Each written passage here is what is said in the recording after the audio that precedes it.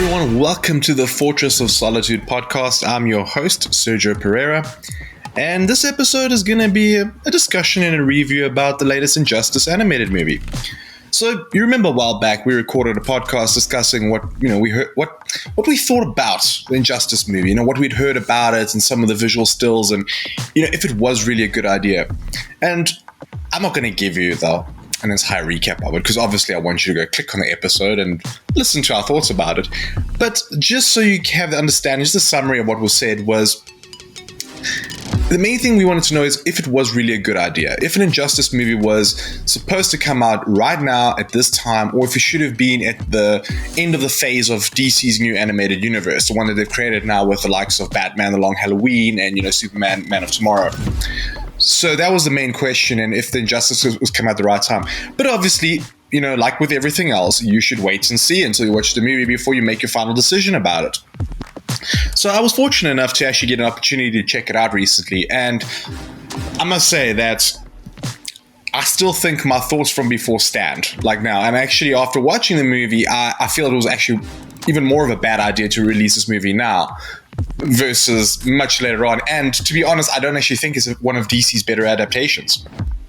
Because you see, an adaptation of something from another medium, whether it's from the comics or a book or whatever it is, it's meant to move something forward. It's meant to do something different. It's supposed to feel fresh.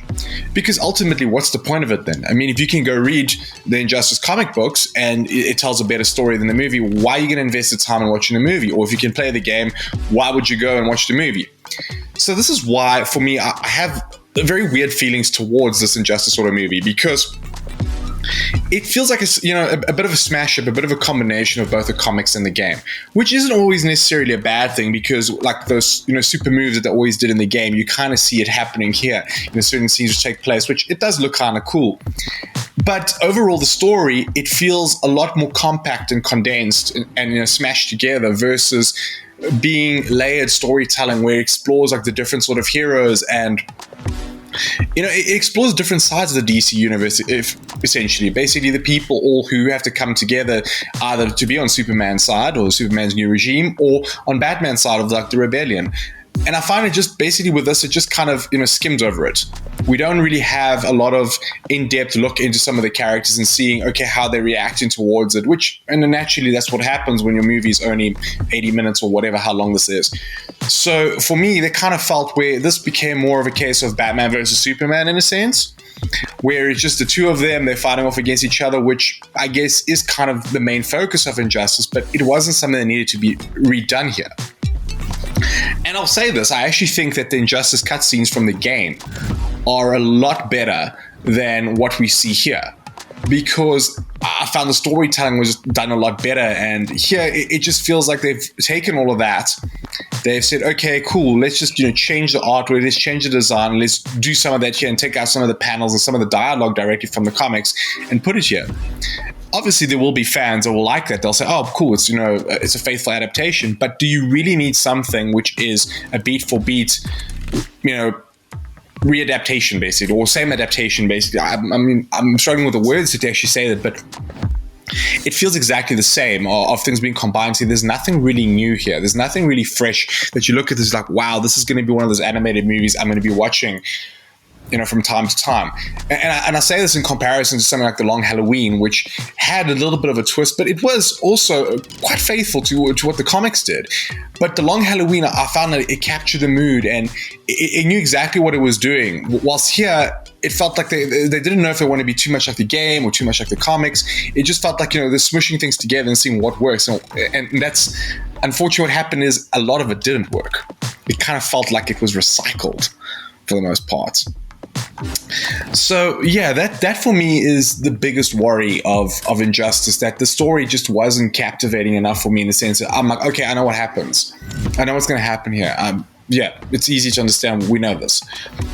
And yeah, like, it's difficult because at the same time, I'm thinking to myself, this Injustice movie came out at a time where DC's just, reignited the animation side of things, and they try to do different things, and they've cast new actors and voice roles. And here it's a completely new voice cast.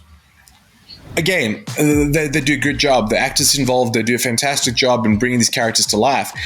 But it feels a little bit pointless recasting all these characters for just one movie, especially a movie done in the same style as the other movies we've just seen before it. So if you're just following this like chronologically as a casual fan, and you don't really understand what's actually happening in the DC universe, or these characters, or that Injustice is kind of like an Elseworld sort of event. Now they're going to release another movie quite soon, and you jump into that. You're like, whoa, okay, well, so what happened to the events of the previous one? There's no sort of continuity. And okay, that's fine. Not everything needs to be a shared universe, but if you're using the same sort of characters all the time, have some form of continuity, have some form of a rational pattern that's followed in the movie universe. Whilst here with Injustice, it just felt like, okay, we want to do an Injustice movie, cool, let's just do it. You get what I'm saying? It's something which doesn't always work. This should have been a movie that came way towards the end of the side. All right, cool, let's just, we're done with this. This is kind of like, the movie before the inevitable reboot. Let's just do Injustice. And it could have held on to it, because it just doesn't feel like it works here. And also, I think right now, most people who are Injustice fans, the thing that they're looking forward to the most is Injustice 3. No one is really looking forward in like retreading what happened in Injustice, the original, like years back. I mean, the original Injustice, it's more than half a decade ago that was released. And most people have already moved on to Injustice 2, that storyline. So this movie feels a little bit like it should have come at a different point, at a different time. Either towards, there should be more spacing between it, or it should have come a lot earlier. The timing just feels like it's pretty much off. That is what I can say in the nicest terms possible. The timing is just off of this movie. And also, just, it feels... There's something about it that I can't place my finger on it, but it feels very soulless, this movie. I think when you watch the Injustice cutscenes, you play the video game, you read the comic books, and it feels like there's a really good story that's there. It's like, whoa, what would happen if Superman had the one bad day? Effectively, the Joker pushed him over the edge, which is what happened here, and he snapped. And you basically decided, what, I'm gonna look after the Earth the way I see fit, and he becomes a dictator. It's a really good story, like a really good story to tell. It's a really good what if sort of story, for lack of better words. Pardon the pun, please don't sue me, Marvel. But the way it was told here, it felt like a lot of it was just removed. I didn't get the same sort of emotional attachment when Superman discovers that the Joker tricked him into killing Lois Lane, or that he puts his fist through the Joker's heart. Those emotional beats did not feel like they came across as authentic here. It felt like when I saw those moments before, I was like, whoa, this is insane. This is crazy what's happening. It was really cool. Here, it just felt, that's cool. That sort of thing. And I mean, I don't know. Personally, I think it could also be the fact that I've seen it before. So it's not something that's fresh, not something which I'm seeing for the first time. Whoa, I don't know, see that coming. If I'm too familiar with Injustice sort of movie.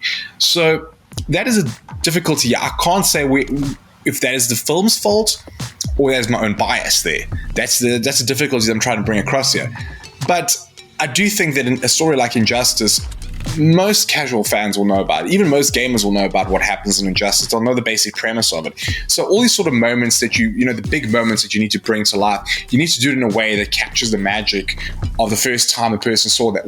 Whether that means doing it in a different way, perhaps, whether it means maybe trying to turn on his head a little bit, but something needs to happen to capture a sort of moment. And I didn't feel like that really captured the moment. And I'm going to say this. I think that Zack Snyder's nightmare sequences that we saw in Batman vs Superman in Justice League, obviously Zack Snyder's Justice League, they all felt a lot more like Injustice-y, if you want to call it that, than what this movie did. They actually felt like, okay, something different is happening here.